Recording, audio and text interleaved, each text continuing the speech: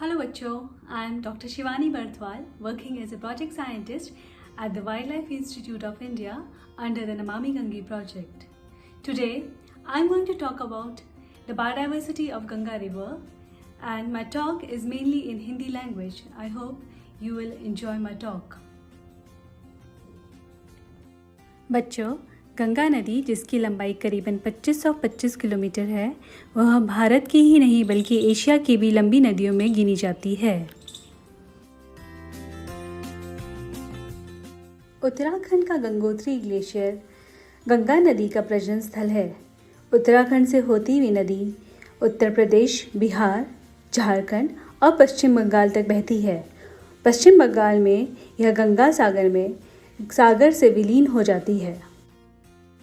गंगा नदी में कई तरह के जीव जंतु वास करते हैं, जैसे कि डॉल्फिन, ऑटर्स, मछलियाँ और बहुत तरह की चिड़िया हैं।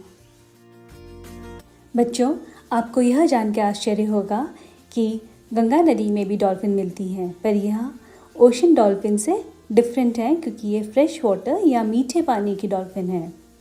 इंडिया में 2 तरह की फ्रेश वाटर डॉल्फिन मिलती हैं।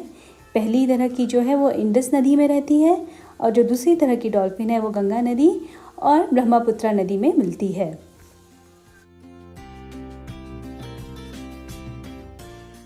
अब हम बात करते हैं ऑटर्स यानी ऊदबिलाव की।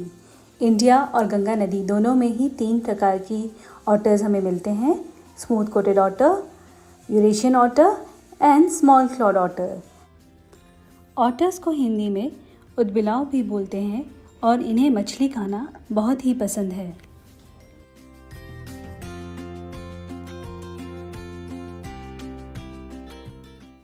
ऑटर और डॉल्फिन के अलावा तीसरे बड़े जीव जो कि गंगा नदी में रहते हैं वो हैं 3 प्रकार के मगरमच्छ। यह मगरमच्छ मछलियों को और पानी में रहने वाले छोटे जीवों को खाते हैं और गंगा नदी को साफ रखने में मदद करते हैं। गंगा नदी की बायोडाइवर्सिटी की बात अधूरी है जब तक कि हम टर्टल्स यानी कछुओं की बात ना करें। गंगा नदी के ये कछुए गंगा को साफ रखने में मदद करते हैं। गंगा नदी में टर्टल्स की 13 स्पीशीज़ मिलती हैं। इन्हीं 13 स्पीशीज़ में से एक स्पीशीज़ बाटुगर बास का सिर्फ वेस्ट बंगाल के एस्ट्राइन और डेल्टा वाले एरिया में मिलते हैं। इनकी पॉपुलेशन भी बहुत कम है। एनिमल किंगडम का सबसे प्यारा जीव और सुंदर जीव है पक्षी यानी बर्ड्स।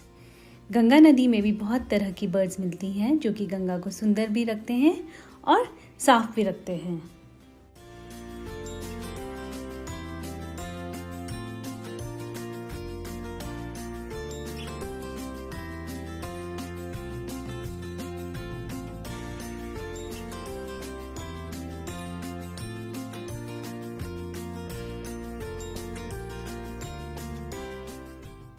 गंगा नदी अनेक प्रकार की मछलियों का भी घर है।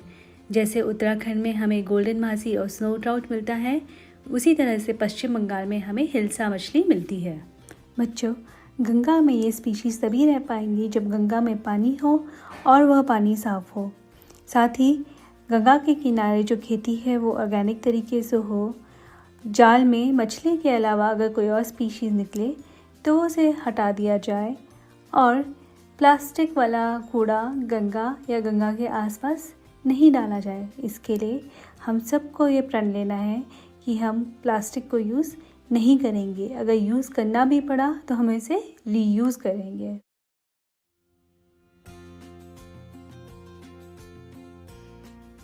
So kids, now you know about the species of the Ganga River, and I'm sure you will be able to share the same information with your friends and family members. At the end, there is a small quiz for you, and good luck to you all for that.